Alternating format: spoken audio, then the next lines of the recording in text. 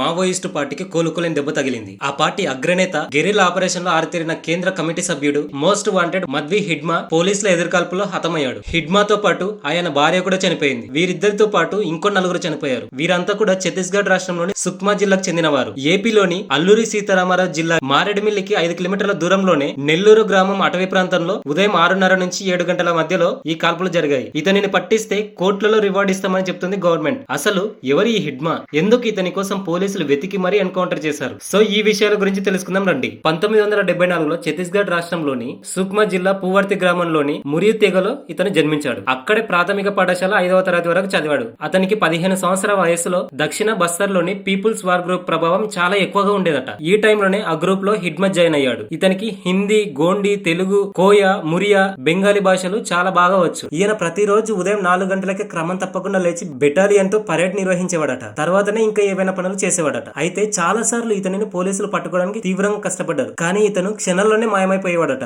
ఈ హిడ్మా మొత్తం 26 దాడులు చేశారు. అందులో దాదాపు 250కి మంది పైగా జవాన్లు మృతి చెందారు. అవి ఎక్కడెక్కడో ఒకసారి చూద్దాం. 2007లో సిఆర్పిఎఫ్ రాణి బొద్దులి క్యాంపుపై దాడి చేశాడు. ఇందులో 16 మంది సిఆర్పిఎఫ్ జవాన్లతో పాటు 39 మంది ఎస్పీఓలు కూడా చనిపోయారట. 2010లో దంతేవాడ జిల్లాలో సిఆర్పిఎఫ్ చింతల్నర్ క్యాంపుపై దాడి చేశాడు. ఇందులో 76 మంది జవాన్లు మరణించారు. 2010లో సింగవరంలో దాడి చేశాడు. ఇందులో 20 మంది చనిపోయారు. మావోయిస్టులకు వ్యతిరేకంగా సల్వజుడుని సృష్టించిన మహేంద్ర కర్మను 2013లో ప్రాణాలతో పట్టుకుని అత్యంత దారుణంగా చంపేశారు. అప్పట్లో ఈ న్యూస్ చాలా వైరల్ అయింది. ఇలా ఈ హిడ్మా అనేక దాడుల్లో పాల్గొని చాలా మంది జవాన్లను చంపేశారు. పోలీసులకి ఎన్నో నిద్రలేని రాత్రులు చేశాడు. అలాగే పొలిటీషియన్స్ కూడా ఈ హిడ్మాను చూసి చాలా భయపడేవారు. సో ఇన్ని విపరీతమైన దాడులు చేయడంతో కేంద్రం రంగంలోకి దిగింది. ఆపరేషన్ కగర్ పేరుతో మావోయిస్టులను ఏర్పడడం కేంద్రం స్టార్ట్ చేసింది. అందులో భాగంగానే ఈ హిడ్మాను కూడా చంపేయాలని ఫిక్స్ అయ్యారు. ఛత్తీస్గఢ్ లో పోలీసులు ఇతని కోసం చాలా వేగంగా వెతకడం స్టార్ట్ చేశారు. రోజు రోజుకి ఈ సర్చ్ ఆపరేషన్ చాలా విపరీతంగా పెరిగిపోయింది. దీంతో హిడ్మాతో పాటు తన గ్రూప్ కూడా వేరే రాష్ట్రాలకు వెళ్లి తలదాచుకోవడం స్టార్ట్ చేసింది. దానికోసం ఈ ఛత్తీస్గఢ్, ఒడిశా, ఆంధ్రప్రదేశ్ సరిహద్దు ప్రాంతంలో ఇతను తలదాచుకోవడం స్టార్ట్ చేశాడు. ఈ హిడ్మా ఆంధ్రప్రదేశ్ మారేడుమిల్లి ప్రాంతంలో ఉన్నాడని ఇన్ఫర్మేషన్ పోలీసులకు తెలిసింది. ఖచ్చితమైన ఇన్ఫర్మేషన్ వచ్చాక